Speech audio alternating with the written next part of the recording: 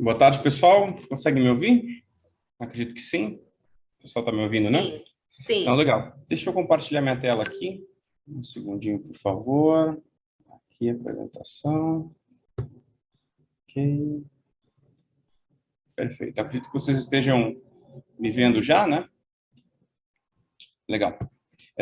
Bom, eu vou falar um pouquinho, na verdade, eu achei legal esse resumo que o Mauro trouxe, né? Até é interessante até para a gente que está falando no evento entender o que já foi falado, o que não foi falado. E eu queria, na verdade, aproveitar para trazer uma provocação para vocês hoje durante esses 30, 40 minutos que a gente vai estar conversando aqui, né? Eu queria justamente trazer alguns pensamentos, algumas ideias, né, para a gente conversar sobre esse tema que é tão interessante, né? Sobre PAN, IAM, como isso converge, né, ou como isso trabalha junto quando a gente fala de segurança da informação, certo? Então, a minha palestra, basicamente, ela está escrita em inglês, porque a gente é numa área de tecnologia, e casualmente é uma mensagem que a gente tem levado não só aqui, como lá fora também. Então, por isso dos slides estarem em inglês, certo? Então, basicamente, o acrônimo PAN, né, que é Privileged Access Management, ou Gerenciamento de Acesso Privilegiado, então eu trouxe uma reflexão se ele é uma cultura, se ele é um projeto, se é um tipo de pensamento, mindset ou é uma plataforma, né?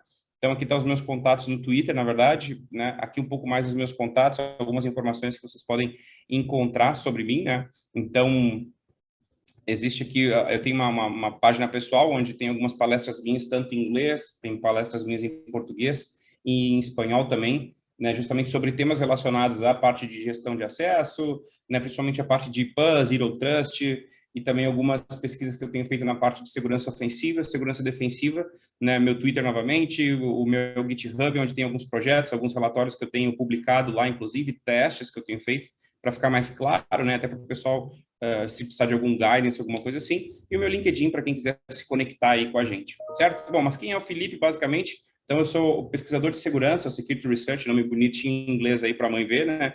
Do Senha Segura. Então, Senha Segura, para quem não conhece, é uma empresa global que atua muito forte nessa parte de Privileged Access Management, né? Nessa parte de acesso, de gestão de acesso privilegiado, né? Uma empresa brasileira, como o Mauro comentou, mas com uma atuação global. Então, está nos principais institutos aí como Gartner, como Forrest, como KuppingerCole, ou seja, está nos principais reportes aí, né, desse tema. Então, é super interessante, super legal ver que uma empresa brasileira tem chegado e tem competido com grandes empresas, com grandes tecnologias e tem provido tecnologia aqui do Brasil, né? Então, até eu tenho uma história engraçada com Senha Segura, né?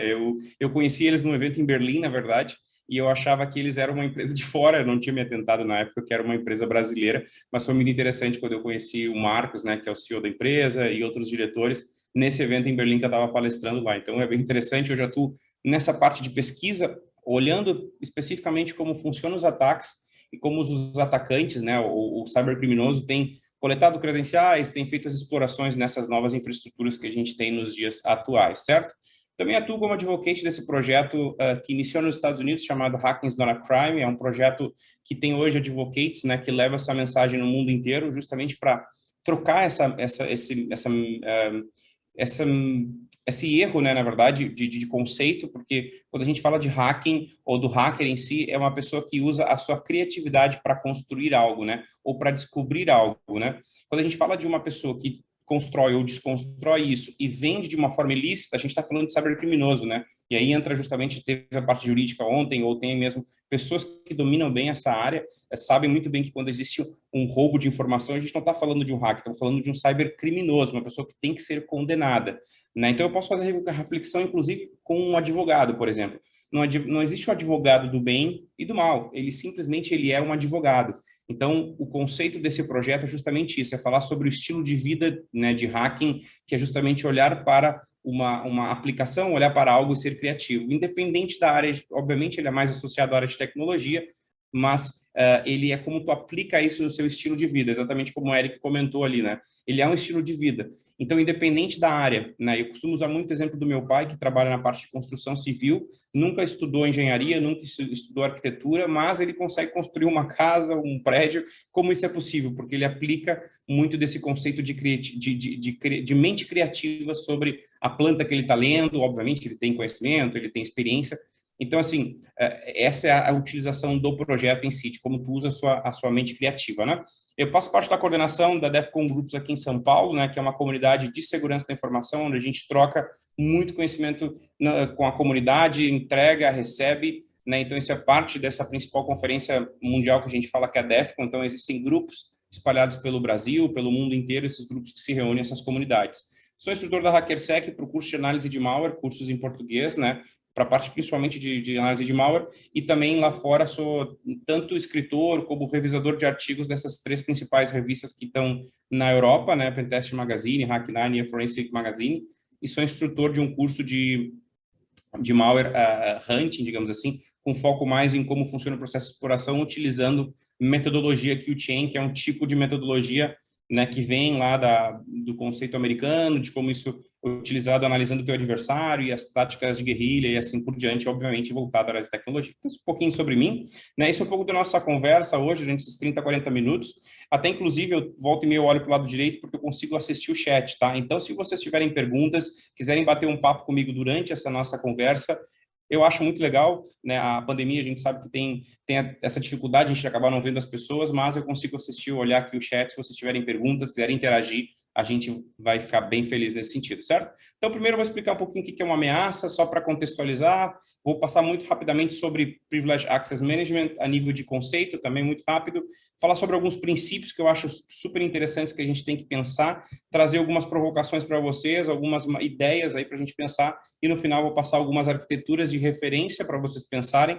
E aí entra um ponto interessante, a gente está falando aqui num evento de parceiros, né, num evento de amigos, e aí talvez venha a pergunta, Felipe, qual seria a solução mais interessante para eu aplicar no meu ambiente? E a resposta é muito simples, e é bem simples, que é depende. Depende de quê? De vários fatores. Depende da tua arquitetura, depende do teu negócio, né, do teu business em si, e como tu vai aplicar essa proteção ao teu negócio. Então, e aí, para isso eu deixo depois vocês pensarem melhor nesse sentido, certo? Então, seguindo a Emelinho, o que é uma ameaça em si? O que é uma threat, né? Então, não é uma definição do Felipe, isso é uma definição dessa ISO 27005, né, que ela define como um incidente potencial que pode causar um problema num sistema ou numa organização. Então, isso é um tipo de ameaça, é uma ameaça, né? Ou ameaças relacionadas à segurança da informação. Mas que tipos de ameaça, Felipe? É um software que está sendo atacado, ou um roubo de propriedade intelectual, né? Ou um roubo de identidade. A gente está num evento aqui falando sobre identidade, então o roubo dessa identidade é um tipo de threat, né? Ou uma sabotagem, que muitas vezes a gente não associa, mas é um tipo de ameaça que está relacionado a uma organização, né? Esse é um outro ponto. E extorsão de informações são exemplos do que a gente chama de information security threat, né? Ou seja, de como isso é extorquido, roubado e assim por diante. Mas, se a gente pensar no modo geral, né, a gente consegue notar o quê? Que existe tudo que a gente fala de uma organização, principalmente nos dias atuais, né, pensando nessas empresas que estão crescendo agora, elas estão nascendo, inclusive, já na nuvem, né? Então, por nascer na nuvem, ela já parte de uma criação de um código, né? Existe um código que é criado, né? Um software, depois esse código ele se torna uma aplicação, se torna um negócio, então tudo está relacionado, no final das contas, a um código que pode ser compilado ou não, e acaba se tornando um software. Então, muito disso está relacionado ao software construído, ao algo que tu construiu, um produto, ele se torna uma propriedade intelectual, né? E aí entra também a questão da identidade, que tu tem que gerenciar isso, do acesso, quem pode acessar ou quem pode não acessar, certo? Legal. O que é PAN, Felipe? Basicamente é um acrônimo, como eu comentei, que significa Privileged Access Management, mas na usabilidade ou na prática é justamente o uso de um acesso especial que a gente está dando, ou que é uma habilidade ou algo que está sendo entregue para um determinado usuário, né? E aí tu pode definir esse privilégio para esse acesso, né? Ou seja, tu pode ter algo centralizado que tem um propósito de primeiro dar um tipo de proteção, controlar o uso e o acesso a um privilégio alto. Ou seja, não é simplesmente uma gestão de um acesso relacionado, por exemplo, a um usuário, a uma senha, mas tu vai definir qual que é o tipo de privilégio que aquele usuário tem a determinada aplicação, a determinado sistema, a determinado dispositivo e assim por diante, provendo, claro, né, um armazenamento que ele pode acessar ou o recurso que ele pode acessar, né, dando acesso a eles de uma forma segregada e tendo esse tracking, né, que a gente chama, ou seja, tendo essa linha onde ele possa, de fato, encontrar e buscar essas devidas informações, certo? Então, isso é basicamente o conceito de PAN. Zero Trust, talvez alguém já tenha falado no evento, mas uma coisa que eu acho super interessante nesse conceito, não é uma buzzword, né, aquelas palavras da moda, eu acredito piamente nisso, né, que de fato, uma necessidade de negócio hoje para ser implementado nas organizações. Ou seja, a ideia por trás do Zero Trust é justamente, quando a gente fala em ambientes enterprise, é que ninguém é confiável, nem os usuários, nem as máquinas, e nem qualquer tipo de comunicação e assim por diante. Tudo dentro da empresa, ele necessita ser olhado, precisa ter observability, né? Observability, como se fala aí. Ou seja, eu preciso olhar e saber o que está acontecendo para que a gente possa saber se realmente ele é algo suspeito ou não. Ou seja, a gente parte desse princípio. E aí eu entendo que quando a gente fala de aplicação de Zero Trust, existem vários fatores que são importantes no processo de aplicação desse tipo de cultura e implementação nas empresas. Aí que entra justamente a junção de IAM e a junção de PAN, né?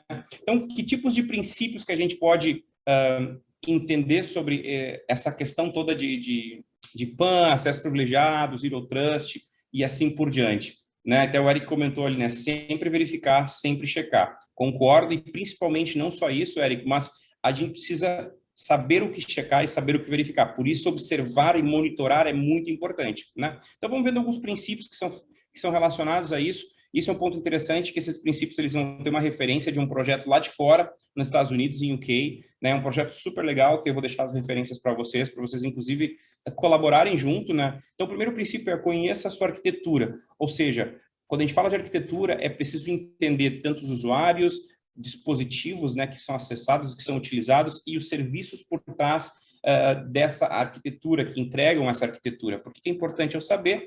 Porque partindo desse princípio, eu vou saber onde utilizar determinados sensores de segurança, e não só isso, mas definir qual que é o melhor tipo de acesso privilegiado ou gerenciar esse tipo de acesso dentro da minha organização, né? Crie uma identidade forte e única para assim dentro de quando a gente fala de um usuário. Por quê? Porque eu preciso, de novo, criar uma conta, criar algo linkado a esse usuário e que seja forte. E aí eu não estou falando especificamente de uma senha forte, né? Mas como eu crio essa identidade. É muito mais do que simplesmente um usuário e uma senha, certo? Então, criar uma identidade de um usuário forte. Outra é de um device, porque dependendo do negócio que tu atua ou que os teus clientes atuam, é importante entender isso, né? Que cada organização tem um device que utiliza muitos usuários. Então, como é a gestão desse acesso? Ou como vai ser a liberação do acesso privilegiado a este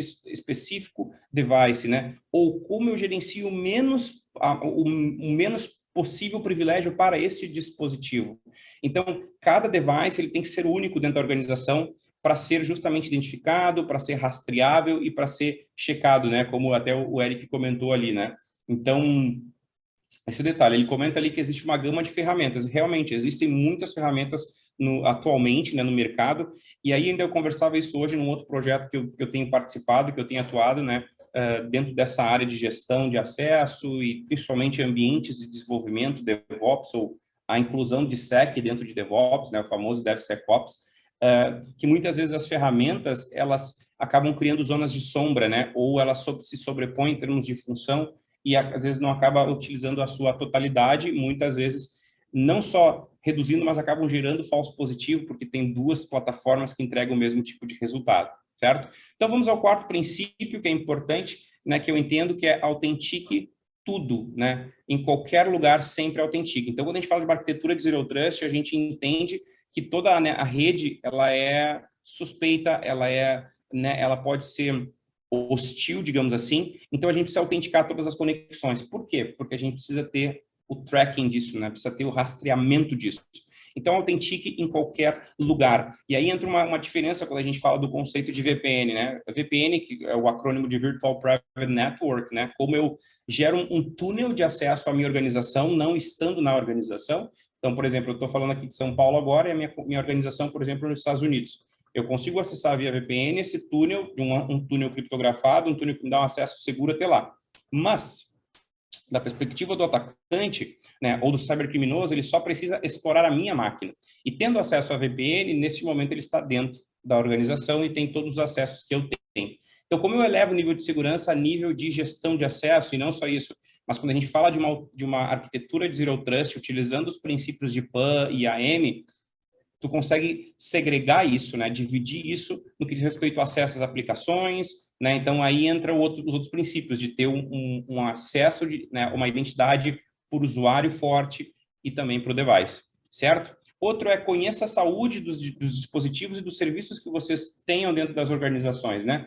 Então, entender da saúde do dispositivo, do serviço, e aí entra os desafios de muita companhia que tem hoje, que é trabalhar com sistemas legados, né? Como eu entrego uma informação que eu tenho já uma construção de uma aplicação que foi baseada em sistema legado, como eu atualizo isso, né? Como eu trato isso. Então, esse é um desafio muito grande, né, no que diz respeito de ganhar confiabilidade, de entregar informação, as aplicações muitas vezes dependem desse software que é legado, dessa aplicação que é legada, mas isso faz parte da saúde da tua organização, né?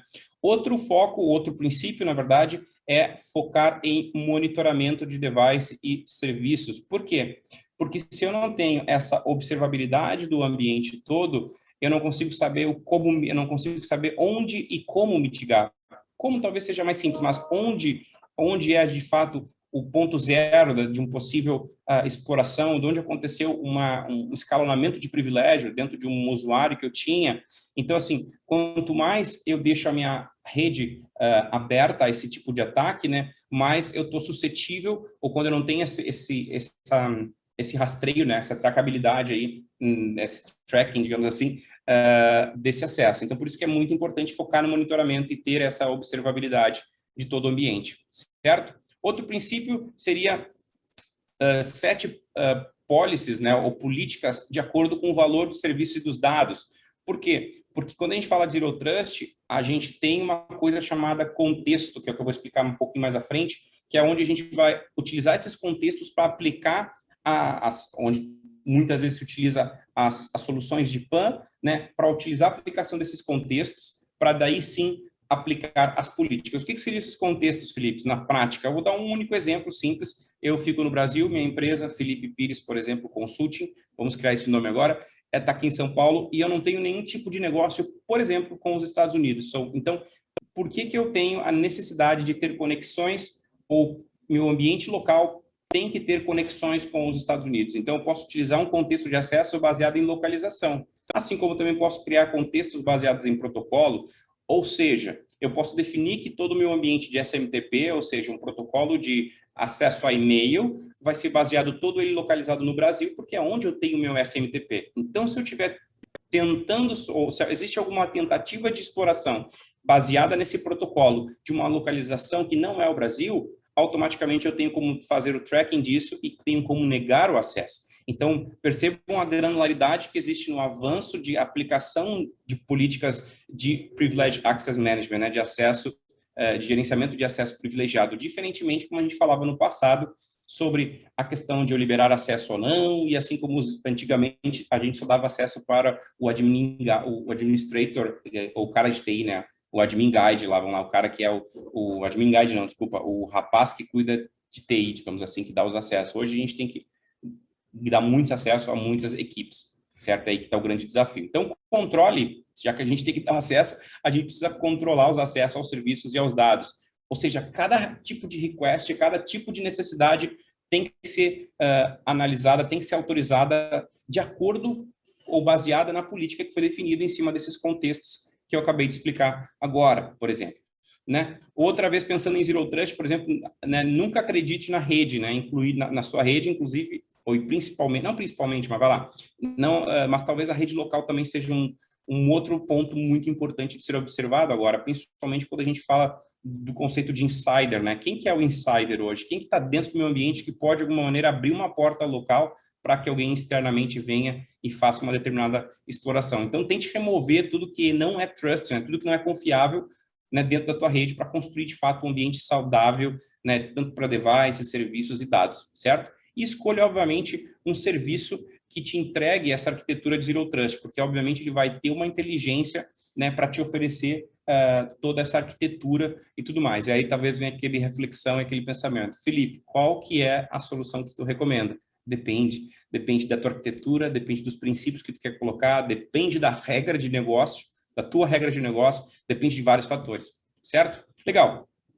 Você já ouviu falar em least privilege, ou seja, menos privilégio possível? Então, esse é um conceito super interessante, bem legal. O que é isso na prática? Quando a gente fala de gestão, né, não de gestão, mas de segurança da informação, ciência da computação, basicamente ele é conhecido como o princípio de menos privilégio, né, ou o princípio mínimo de privilégio, ou de dar menos autoridade de acesso a determinado usuário, dispositivo, aplicação e assim por diante. Então, ele requer na verdade, ele trabalha dentro de uma abstração, de um layer de abstração, né, dentro desse ambiente computacional que existe, e que aí tu pode definir essas políticas, digamos assim, ou esses contextos de acesso privilegiado, né, ou de menos privilégio possível. Ele, na verdade, ele é uma aplicação, é um conceito, né, ou seja, ele pode ser baseado num processo, num usuário, num programa, né, ou numa aplicação, como eu comentei, e tudo dependendo esses contextos específicos, que é um processo, um usuário, um programa, e que tipo de recurso que esse usuário ou esse programa vai entregar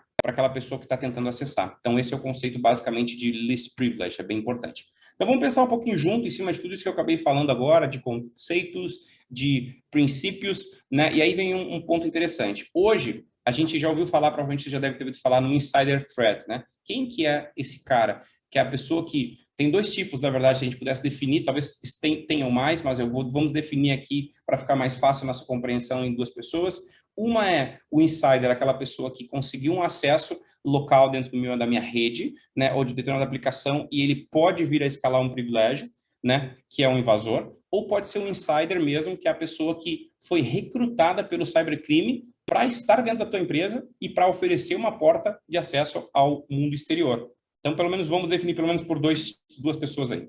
Hoje em dia, a gente precisa entregar acesso privilegiado. Antigamente, como eu comentei, tinha o admin IT, né? O cara o administrador da minha infraestrutura ou dos meus acessos. Então, como é que era antigamente? Eu tinha que entregar esses acessos, né? Ou se eu faço parte do board member, né? Faço parte do board, do membro de líderes, né, ou de executivos da empresa, eu preciso receber alguns acessos privilegiados. Por quê? Porque eu preciso, dependendo do meu fluxo de aprovação de negócio, eu preciso ter acesso a determinadas aplicações e programas para fazer as devidas aplicações. Com a vinda da pandemia, muita gente começou a trabalhar de casa, obviamente, né, por uma obviedade, na verdade, o famoso work from home, ou seja, eu tenho muitos trabalhadores trabalhando de forma local, e aí por isso eu entreguei a VPN como uma ideia de segurança. Não estou dizendo que não seja, mas, novamente, pensando da perspectiva do lado do atacante ou cybercriminoso, ele só precisa explorar essa vítima local, que muitas vezes, por ele estar local, né, em casa, digamos assim, ele tem menos preocupações corporativas, porque acaba criando esse conceito enganoso de que ele está local, ele está em casa, não tem ninguém olhando ele na volta, o que ele está acessando. Então, ele se permite muitas vezes acessar, o que acaba sendo um risco quando a gente fala de empresa. A gente tem os assets de cloud, né? Justamente porque eu tenho uma infraestrutura sendo criada em cloud, essa evolução que já não é presente, né, de cloud, já é passado, o cloud já se fala há um bom tempo, né? Então, já deixou de ser o futuro, já é quase um passado quando a gente fala em cloud. Então, tudo isso é evolução, né? E qual é o risco? Qual é que é o risco, Felipe, se eu tiver meu dado exposto de fato? Qual que é o impacto no meu negócio? Se eu tiver um dado exposto, né? E aí a gente foi falado ontem sobre LGPD, sobre leis, qual que seria o impacto disso, né? E aí a gente vem pensando, poxa, Felipe, a gente tem todos esses desafios. E agora, como é que a gente trabalha? Como é que funciona nos dias atuais? Hoje a gente tem que dar acesso privilegiado para o time de desenvolvimento, que acessa muitas aplicações, para o time de desenvolvimento, né, o time de desenvolvimento de infraestrutura de operação, que precisa de acesso, né, a muitos sistemas. Eu preciso entregar um time que vai me liberar o acesso ao meu banco de dados, então é outro time que eu preciso liberar acesso. Eu preciso dar acesso ao meu time de cloud, que muitas vezes está conectado ao time de DevOps, porque eles geram os acessos à infraestrutura. Se eu tenho um ambiente multi-cloud, eu preciso também entregar esse tipo de acesso, né? Eu tenho meus líderes de negócio, então não somente o board member, né, mas eu preciso entregar para os meus líderes, coordenadores, tech leads e assim por diante, esse tipo de acesso. Ou seja, a minha gama de acesso aumentou muito mais. Então, o desafio está muito grande agora, né? Então, como a gente gerencia isso? Então, vamos pensar junto. Né? A gente tem o acesso privilegiado, né, dentro desse guarda-chuva, ou dentro dessa estrutura toda, tem a parte de IAM, como eu acabei de comentar, né, ou como já foi comentado, e aí tem outros tantos especialistas da área, não vou tomar muito tempo aqui, né, mas basicamente ele vai envolver tudo que é um approach mais convencional relacionado ao usuário, o acesso da identidade especificamente, que ele pode ter essa gestão, seja por e-mail, seja por dispositivo, aniversário, utilizar múltiplo fator de autenticação e assim por diante, né? E ele pode ir aumentando isso e gerando alguns tipos de sensores, né, dentro desse ambiente em cloud para se tornar mais efetivo. E, então, quando a gente pensa no acesso, de fato, a gente tem o usuário e essa identidade dele, que pode ser o usuário, o password, né, a senha e outros dados que ele pode utilizar para incrementar toda essa parte de gestão dessa identidade especificamente, né? E aí, quando a gente fala de Zero Trust, uma sugestão seria trabalhar num approach junto dos dois, né? Porque daí tu trata justamente o processo de gestão de acesso de identidade e como tu entrega o acesso privilegiado a esta identidade que foi criada, né? Então, esse é um valor diferente, porque tu tem uma conta, que é o objeto, e tu tem o target em si, que é quem vai acessar algo. Então, a identidade está de um lado, sendo esse objeto como principal, e tem o privilégio que vai ser gerenciado por esse target, que é o que ele vai entregar, de fato, baseado numa política, né? Então, é uma dinâmica que trabalha bem legal, e aí tu consegue justamente aplicar toda essa cultura de Zero Trust, certo? E para ir para o finalzinho da nossa conversa, algumas ideias de arquitetura, né? Então, uma das coisas que eu gosto de comentar é sobre o contexto, isso que eu acabei de dizer, porque a gente tem desse lado aqui o usuário, que são os funcionários, os nossos parceiros, os clientes que eu tenho que entregar algum serviço, né?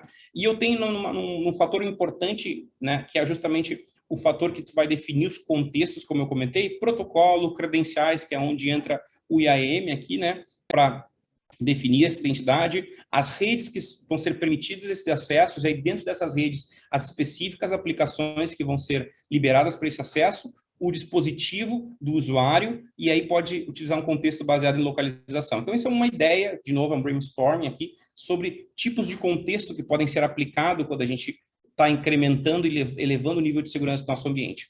Aí tem essa parte de policy behaviors aqui, que são comportamento de políticas, que são aquelas políticas que eu vou dizer de fato que vai ser o sensor, né? Não o sensor, mas a pessoa que vai dizer se pode ou não, né, acessar esses recursos, que é um ambiente em cloud, é um ambiente em perímetro que eventualmente possa ter, né, ou liberar ou não acesso dentro do meu perímetro, e o ambiente on-premise, seja ele local, seja ele físico, seja ele virtualizado e assim por diante. Então, essa é uma ideia básica quando eu falo de contexto, né? E aí, ferramentas que podem auxiliar, eu trouxe uma open source aqui, né? Que é o Infection Monkey, que vai trazer uma visibilidade para vocês nesse sentido. É uma tool onde tu pode criar dois ambientes de ataque e defesa. Tu cria isso e faz esse ataque no ambiente controlado, ele vai te trazer uma visibilidade disso. Que tipo de visibilidade ele traz? Seja com reporte de segurança, seja algo relacionado ao MITRE ATT&CK, né? O MITRE ATT&CK, enfim, explicando quais são as táticas e técnicas utilizadas por parte desse atacante. Se tu mesmo fizer isso no ambiente controlado, tu vai conseguir mapear isso baseado nessas técnicas e subtécnicas que o MITRE, né, ou MITRE entrega. E tem uma parte aqui onde ele fala de Zero Trust Report, que se a gente vê ter visibilidade e analytics de tudo isso, né, ter uma automatização e orquestração do que está acontecendo dentro da minha arquitetura. E aí eu tenho justamente coisas importantes que precisam ser utilizadas pelas definições de contexto. Lembra que eu comentei? Que são pessoas, os usuários, o dado em si que vai ser o recurso a ser acessado, a rede que pode ser um contexto e o device que é também um dos objetos que podem ser utilizados dentro desse contexto, né? E claramente também tem o Senha Segura, que hoje atua também dentro dessa linha de PAN, né, como eu comentei. E se a gente observar nessa figura, nem vou entrar nas questões técnicas, é só uma solução do Moon que a gente tem, né? Na verdade, que é o nome da solução, está aqui a referência. Mas se a gente observar esta figura, percebam aqui os usuários que estão de forma externa. Tem o gateway aqui que a gente está em nuvem, né? Está na rua, está em cloud, ou seja, que seria o responsável por definir os contextos. Lembrem que eu falei do contexto, e aí o contexto, baseado nas políticas definidas, ele vai liberar ou não acesso ao recurso local desse usuário, né? E seja ele por um acesso via um dispositivo, seja usando, por exemplo, um acesso via mobile, com tokenização ou com token, como se fala, e assim por diante, né? E que tipo de benefício que tu tem nisso, né? Tu tem um acesso instantâneo, né? Sem essa estrutura toda, não tem necessidade de uma VPN, e aí, de novo, ele é baseado no contexto onde a gente fala de que tu precisa ter uma visão mais profunda da tua arquitetura para implementar isso e conhecer, né? E, obviamente, existe todo um processo de melhores práticas, de aplicação disso, mas baseado do quê? no contexto e na política que é aplicada, tu tem granularidade, porque lembrem que eu falei, são muitos times que a gente tem que gerenciar nas organizações, são muitos acessos que a gente tem que liberar, são muitos itens que a gente precisa dar acesso. Então, ter granularidade e segregar isso te dá um benefício grande no final do dia, né? E ter uma operação, né? Principalmente nos dias atuais, que a gente vê um mercado tão aquecido para a segurança, mas a gente vê um déficit tão grande quando a gente fala de usuários qualificados, né? Então, ter uma solução que te dê escalabilidade, né, é muito, muito importante, certo? Então, legal. E aí eu finalizo aqui o meu bate-papo, né? Aqui estão novamente os meus contatos, e aí se vocês tiverem algumas perguntas, né, se tiverem dúvidas, eu estou aqui para responder. Eu vi que o pessoal foi comentando ali, né? O Eric fez um comentário, né, falando sobre como eu vejo a questão de empregabilidade do uso do Single Sign-On, né, o SSO, para facilitar a vida do usuário e diminuir a segurança frente ao uso e adoção de uma ferramenta capaz de tratar autenticação/autorizações com base no risco baseado em autenticação e autorização, né, que é um tipo de conceito, com o processo de Step-Up Authentications para ações críticas em um sistema. Legal. Bom, vamos por partes. Eu vou dividir essas perguntas em partes aqui. A questão do Single Sign-On hoje é um facilitador para várias coisas, né? Principalmente porque a gente tem muitas aplicações nos nossos ambientes e a gente precisa, de alguma maneira, facilitar isso, né? Justamente para diminuir, ou não diminuir, mas para facilitar o acesso do usuário, né? Como ele falou assim, como ele comentou ali, né, no nosso bate-papo. O grande detalhe é o tipo de Single Sign-On aplicado sobre a solução, né? Então, o importante é ter essa segregação no processo de autenticação/autorização, né? Então, a autenticação é o que eu vou fazer, de que tipo de usuário e senha que eu vou usar, e a autorização é o que eu vou entregar como recurso para aquele determinado acesso. Então, isso aqui é importante. Então, se eu fizer um processo de acesso a uma aplicação, né, e que eu tenho um Single Sign-On que não tem as melhores práticas, deixa eu usar um exemplo. Vamos imaginar que eu tenho dentro do meu ambiente GCP, né, Google Cloud, por exemplo. E todas essas minhas aplicações são baseadas em Google Cloud, é apenas um exemplo, tá, gente? E aí tem o facilitador do Single Sign-On, tudo ser autenticado.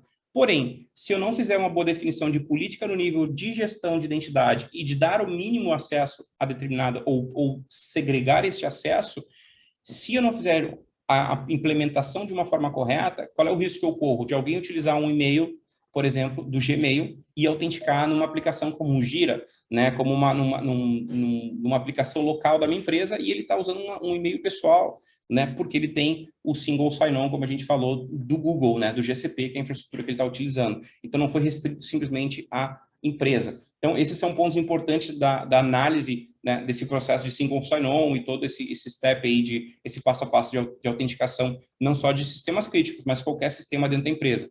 Porque da perspectiva, Eric, do atacante, é simples.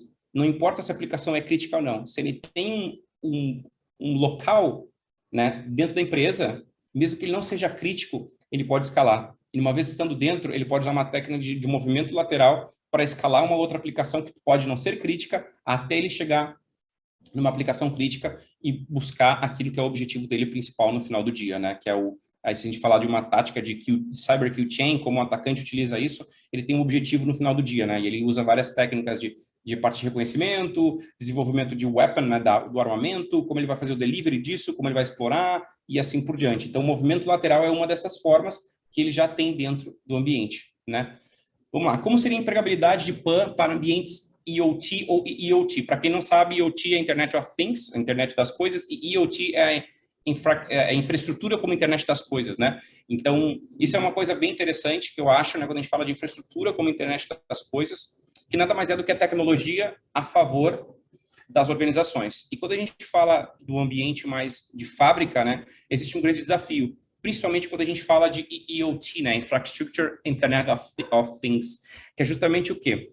Eu tenho hoje uma empresa local, eu posso, por exemplo, desenvolver um produto para entregar uma conexão ou algo para as fábricas de forma local aqui no Brasil, e pode ser boa, só que muitas vezes essas empresas voltadas para a internet das coisas não pensam no viés de segurança.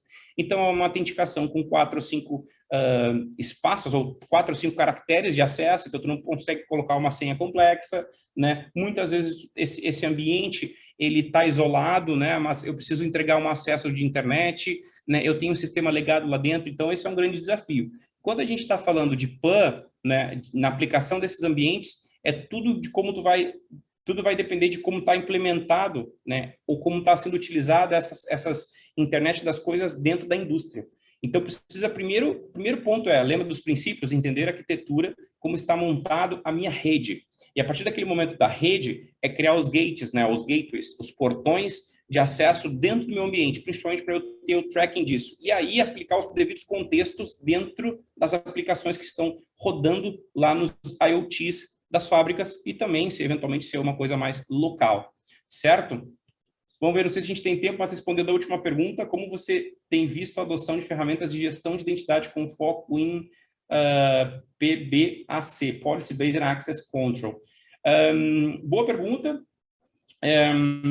Pensando assim, eu não me lembro, né, de alguma ferramenta específica, mas o contexto, se eu não estiver enganado, posso estar enganado, e tem mais pessoas que vão falar depois, uma policy baseada em controle de acesso, né? Isso, em teoria, não é uma coisa nova, né? Se a gente pensar no contexto prático da aplicação de política. Hoje, quando a gente fala, por exemplo, de IAM ou até mesmo de PAN, é possível utilizar essas políticas baseadas no controle de acesso, né? Então, esse é o detalhe. Eu tenho visto muito mais quando a gente fala de organizações a nível Brasil e mundo, né? Eu tenho participado de várias conferências lá fora, então eu tenho visto muito mais o mercado falando sobre a aplicação de Zero Trust, entendendo a cultura do Zero Trust e como utiliza o IAM e o PAN junto para ter o delivery disso, né? Para entregar essa cultura de fato dentro dos ambientes. Então, eu vejo as organizações olhando muito mais por o desenvolvimento seguro, né, das aplicações, e aí, através disso, é que entra toda essa gestão de acesso. Como eu entrego, por exemplo,